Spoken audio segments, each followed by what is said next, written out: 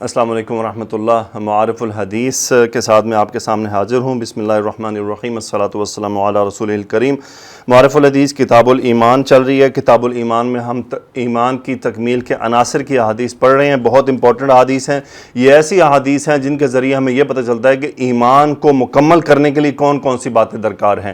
جیسا کہ ہم نے گزشتہ احادیث میں پڑھا تھا کہ رسول اللہ صلی اللہ علیہ وسلم سے محبت اور اللہ سے محبت سب سے بڑھ کر ہونی چاہیے۔ اسی طرح آج کی ہم احادیث میں کچھ ایسی باتیں پڑھیں گے جو ایمان کی تکمیل کے عناصر میں شامل ہوتی ہیں۔ پہلی روایت ہے عن عبداللہ ابن عمر رضی اللہ عنہ قال قال رسول اللہ صلی اللہ علیہ وسلم لا يؤمن احدكم حتى يكون هواه تبعا لما جئت به۔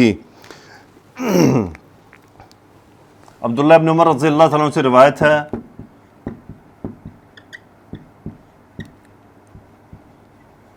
قال رسول اللہ صلی اللہ علیہ وسلم۔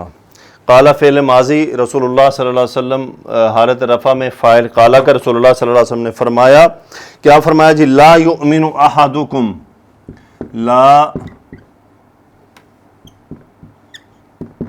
یؤمن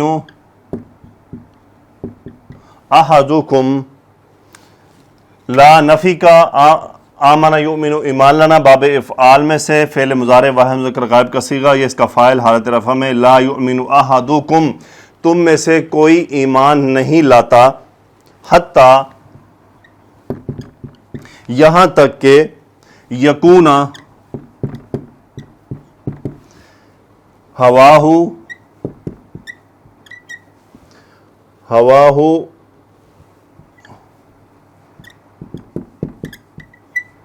طبعاً لما جئت به، تم میں سے کوئی ایمان نہیں لاتا یہاں تک کہ، حتیٰ نے اس کو نصب کر دیا، کانا یکون ہو جاتا ہے، وہ ہو جائے گا، حتیٰ ہم یہاں تک کہ وہ ہو جائے، اور اس کا اسم ہوا یہ ہوا ہو، مرکب اضافی ہے۔ ہوا کہتے ہیں خواہش کو، ہوا کہتے ہیں خواہش کو، حتیٰ یکون ہوا ہو مرکب اضافی ہے، اس کی خواہش۔ اب یہ ہو کون ہے؟ وہ احدکم، یہ ہو ہے۔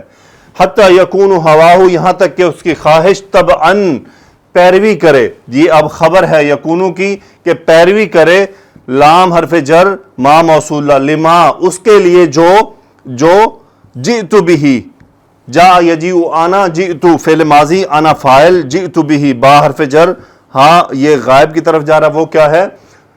قرآن، اسلام، دین، جو رسول اللہ صلی اللہ علیہ وسلم قرآن لے کر آئے ہیں، جو آپ زندگی لے کر آئے ہیں، اس کے تابع نہ ہو جائے، جو آپ حکم لے کر آئے۔ لا یؤمن احدکم، تم میں سے کوئی ایمان نہیں لاتا یہاں تک کہ اس کی خواہش پیروی کرنے لگے اس کی، جو میں لے کر آیا ہوں، یہ روایت ہے، مختصر سی روایت ہے۔ عبداللہ ابن عمر رضی اللہ عنہ سے روایت ہے کہ رسول اللہ صلی اللہ علیہ وسلم نے فرمایا، تم میں سے کوئی شخص مومن نہیں ہو سکتا جب تک کہ اس کی ہوائے نفس میری لائی ہوئی ہدایت کے تابع نہ ہو جائے، یعنی وہ جو ریورٹ ہو رہا ہے واپس، وہ ہدایت قرآن اسلام کی طرف ہے۔ مطلب یہ ہے کہ حقیقی ایمان جب ہی حاصل ہو سکتا ہے اور ایمانی برکات تبھی نصیب ہو سکتی ہیں کہ آدمی کے نفسی میلانات اور اس کے جی کی چاہتے کلی طور پر ہدایت نبوی کے تابع ہو جائیں اور ماتحت ہو جائیں۔ ہوا یعنی خواہشات نفس، ہدن یعنی انبیاء علیہم السلام کی لائی ہوئی ہدایات، یعنی دو چیزیں جن پر خیر و شر کے سارے سلسلہ کی بنیاد ہے، جن سے انسانوں کی سعادت شقاوت وابستہ ہے۔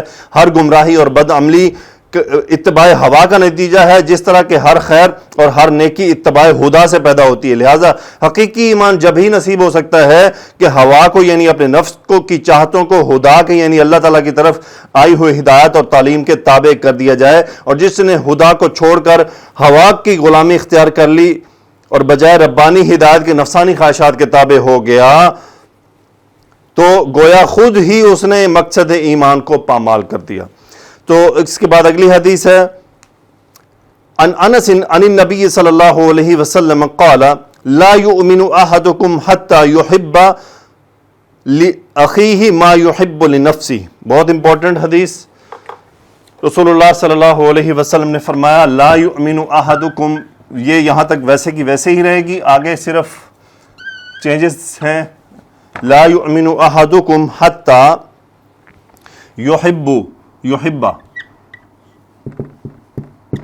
یہ یحب ہو گیا حتی کے افیکٹ کی وجہ سے. حتی یحب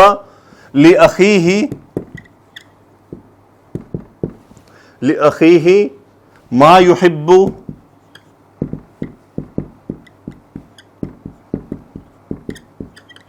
لنفسہ. کوئی تم میں سے کوئی اس وقت تک مومن نہیں ہو، ایمان نہیں لاتا یا مومن نہیں ہو سکتا حتیٰ یہاں تک کہ احب یحب باب افعال پسند کرنا ہوا اس کا فاعل، اور وہ ہے کون؟ احدو. حتیٰ یحب یہاں تک کہ وہ پسند کرے، لام حرف جر لأخیہ اپنے بھائی کے لیے، ما موصولہ جو یحب وہ پسند کرتا ہے، لام جر نفس مجرور ہو گیا، متعلق فعل یحب، یہ متعلق فعل یحبہ، ما یحب لنفسہ جو وہ اپنے لیے پسند کرتا ہے. تم میں سے کوئی مومن نہیں ہو سکتا یہاں تک کہ وہ اپنے بھائی کے لیے وہی پسند کرے جو وہ اپنے لیے پسند کرتا ہے. بہت امپورٹنٹ حدیث. مطلب یہ ہے کہ ایمان کے اصل مقام تک پہنچنے کے لیے، اس کی خاص برکتیں حاصل کرنے کے لیے یہ بھی ضروری ہے کہ آدمی خود غرضی سے پاک ہو، اس کے دل میں اپنے دوسرے بھائیوں کے لیے اتنی ہی خیر خواہی ہو کہ جو نعمت اور جو بھلائی اور جو بہتری وہ اپنے لیے چاہے وہی دوسرے بھائیوں کے لیے بھی چاہے، اور جو بات اور جو حال وہ اپنے لیے پسند نہ کرے وہ اس کو کسی دوسرے کے لیے بھی پسند نہ کرے. اس کے بغیر ایمان کامل نہیں ہو سکتا. اچھا، یہ جو آپ کو بار بار یہ ملتا ہے نا لا یؤمنو، اس سے مراد ایمان کی نفی نہیں ہے کہ اب کوئی اگر آدمی میں ایسی خصلت موجود ہے تو وہ مومن ہی نہیں ہے. یہ تاکیدی اسلوب ہے، یہ اس بات کی اہمیت کو اجاگر کرنے کے لیے کہ یہ بہت زیادہ اہم بات ہے کہ انسان جو اپنے لیے پسند کرتا ہے وہی اپنے بھائی کے لیے پسند کرے. تو یہ لا یؤمنو کا جو ورڈ استعمال کیا جاتا ہے رسول اللہ صلی اللہ علیہ وسلم جو بار بار استعمال فرمایا، یہ اس بات کی اہمیت کو اجاگر کرنے کے لیے ہے کہ یہ اتنی اہم بات ہے کہ وہ ایمان کے اندر ایک نقص رہ جاتا ہے. سو ایمان کی تکمیل تک پہنچنے کے لیے یہ کام ضروری ہے، اور یہ بات یہ لا یؤمنو سے ایک طرف سے یوں سمجھنے ایک یہ خاص اسلوب ہے بات کی یعنی اس بات کی تربیت کے لیے، اس کو نصیحت کے طور پہ اس میں زور ڈالنے کے لیے. اگلی حدیث ہے جی ان معاذ بن جبل انه سأل النبي صلی اللہ علیہ وسلم عن افضل الایمان قال ان تحب لله وتبغض لله وتعمل لسانك في ذکر الله قال وماذا يا رسول الله قال وان تحب للناس ما تحب لنفسك وتكره لهم ما تكره لنفسك. بہت امپورٹنٹ حدیث ہے.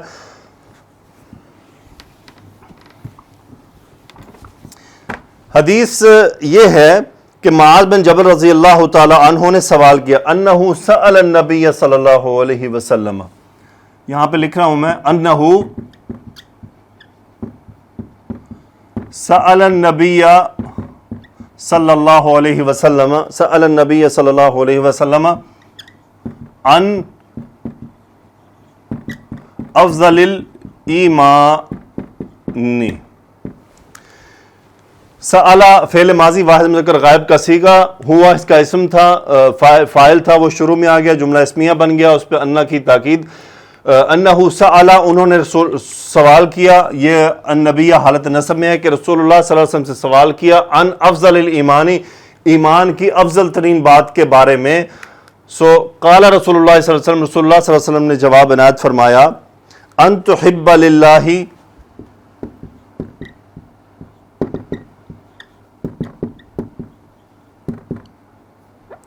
ان تحب للہ وتبغض للہ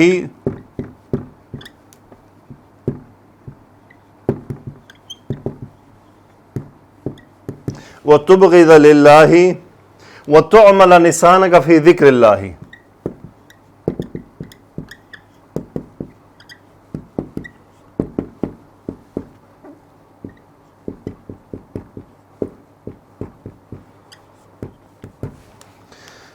ان مصدریہ، احبہ یحب پسند کرنا، تحبہ انت فاعل، یہ تحبہ ان کی وجہ سے نصب ہو گیا، للہ یہ متعلق فعل ہو گیا. ان تحب للہ کہ تم اللہ کے لیے محبت کرو، واو عطف اور کیا ان کا افیکٹ آ گیا. ابغض یبغض باب افعال، یہ بھی افعال ہے، یہ بھی افعال ہے، اور یہ اگلا بھی افعال ہے، یہ تینوں سیم باب سے آ رہے ہیں. وان تحب للہ کہ تم اللہ کے لیے محبت کرو، وتبغض للہ ابغض یبغض بغض رکھنا، وتبغض للہ انت فاعل اور تم بغض رکھو اللہ کے لیے، وتعمل اعمل یعمل کسی کو سے عمل کروانا، دیکھیں عمل یعمل عمل کرنا، اعمل یعمل عمل کروانا، وتعمل یہ نصب ہو گیا ان کی وجہ سے، وتعمل انت اس کا فاعل، وتعمل لسانک یہ مفعول ہے تعمل کا، کہ اپنی زبان سے عمل کرواؤ، فی ذکر اللہ اللہ کے ذکر میں، فی سے ذکر جر چلا گیا، متعلق فعل ہو گیا، یہ مفعول ہو گیا کہ وتعمل لسانک فی ذکر اللہ، کہ تم اپنی زبان کو اللہ کے ذکر میں لگاؤ۔ اس حدیث کا اگلا پورشن ہے قال وماذا یا رسول اللہ، قال وماذا یا رسول اللہ صلی اللہ علیہ وسلم، انس رضی اللہ تعالیٰ نے فرمایا معاذ بن جبل رضی اللہ تعالیٰ نے فرمایا وماذا یا رسول اللہ، اور کیا کچھ ہے اللہ کے رسول، یعنی اور کیا ہے مزید، تو آپ نے فرمایا وَأَن تُحِبَّ لِلنَّاسِ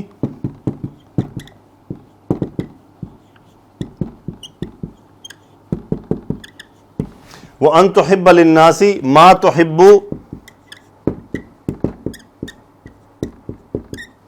لِنَفْسِكَ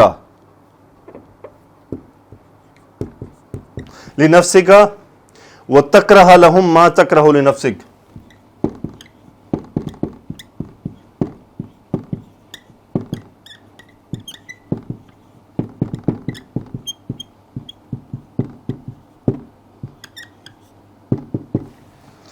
آپ صلی اللہ علیہ وسلم نے فرمایا ان مصدریہ تحبہ نصب چلا گیا، سیم اسی طرح کا انت فاعل، کہ تم پسند کرو للناسی متعلق فعل لام حرف جر لوگوں کے لیے، ما موصولہ، ما تحب انت فاعل، ما تحب لنفسک لام حرف جر، نفسی جر چلا گیا لام کی وجہ سے، تم لوگوں کے لیے وہ پسند کرو جو تم اپنے لیے پسند کرتے ہو۔ وَتَكْرَهَ یہ نصب چلا گیا ان کی وجہ سے، عطف ہے، یہ ان کا ایفیکٹ وہاں بھی جا رہا ہے، وَأَن تَكْرَهَ اور تم ناپسند کرو، لہم ان کے لیے، ما جو موصولہ، تکرہو انت اس کا فاعل، لنفسک جو تم اپنے لیے ناپسند کرتے ہو، یعنی لوگوں کے لیے تم وہ پسند کرو جو اپنے لیے پسند کرتے ہو، اور جو تم اپنے لیے ناپسند کرتے ہو لوگوں کے لیے بھی وہی ناپسند کرو۔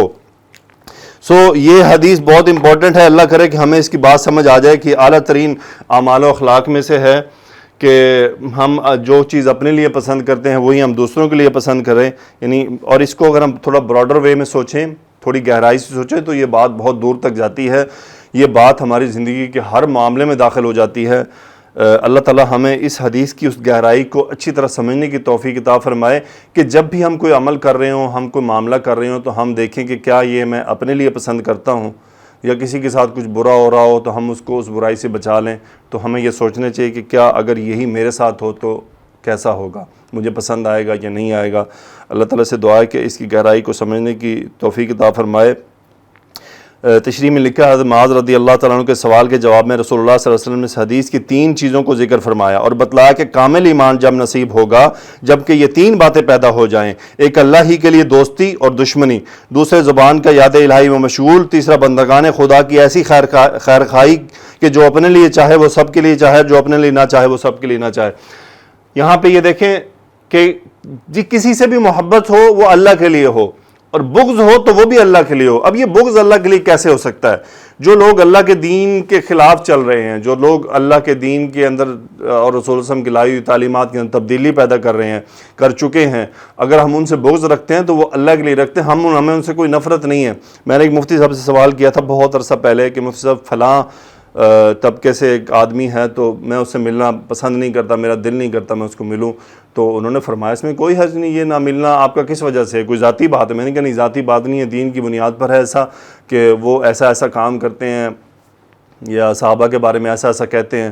تو انہوں نے مجھے فرمایا کہ طارق بھائی اگر وہی آدمی یہ سب کام چھوڑ کر آپ کے سامنے آ جائے تو آپ کا رویہ کیسا ہوگا؟ میں نے کہا میں تو اسے گلے لگاؤں گا۔ تو بس یہی وہ بات ہے کہ آپ کا جو اس سے ناراضگی ہے یا آپ کی جو ناپسندیدگی ہے وہ بنیاد دین کی ہے، آپ کی کوئی ذاتی اس سے کوئی مسئلہ نہیں ہے۔ تو یہ ایمان کی جو ہے علامات میں سے ہے۔ اللہ تعالیٰ سے دعا ہے کہ اللہ تعالیٰ ہمیں ان باتوں کو سمجھنے کی توفیق عطا فرمائے۔ آخری حدیث آج کی یہ کچھ اسی حدیث سے ملتی جلتی ہے.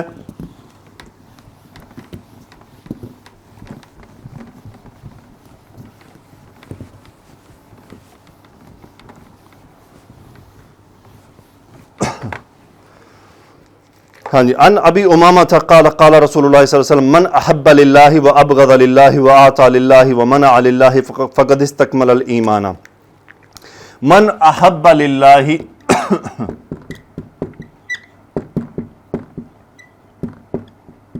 من احب للہ و اعطى للہ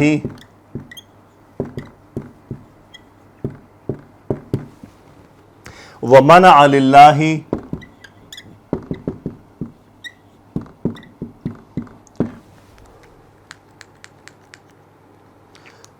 من احب للہ و ابغض للہ